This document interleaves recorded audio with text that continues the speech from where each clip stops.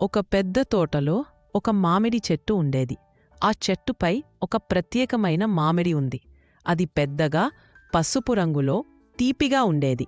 ఆ మామిడి సంతోషంగా ఎండలో బాగా మురిసేది. అదే చెట్టుపై ఉన్న ఇతర పండ్లు అసూయతో చూశాయి. నీవు మాకన్నా మంచి పండు అనుకుంటున్నావా అని మామిడి అడిగింది. తీపి మామిడి నవ్వుతూ, నేను ఎవరినైనా సంతోషపరిచే పండుగా ఉండాలనుకుంటున్నాను అంది. ఒకరోజు మీనా అనే ఒక చిన్న అమ్మాయి తన తాతయ్యతో తోటకి వచ్చింది. ఆమె పైకి చూసి ఆ తీపి మామిడిని చూసింది. తాతయ్య, ఆ పండును పుట్టగలమా అని అడిగింది. తాతయ్య చెట్టెక్కి ఆ మామిడిని కోసి మీనాకిచాడు.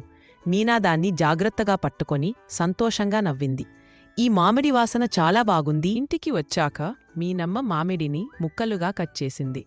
మీన ముక్క తినగానే ఆమె కన్నులు పెద్దవయ్యాయి. ఇదే నేను తిన్న మిగతా మామిడుల్లో తీపి అంది. తాతయ్య అన్నారు, మన ఇంటి భాగాల్లో ఈ గింజను నాటుదాం. వారు గింజను నేలలో నాటారు. ప్రతిరోజు నీరు పోశారు.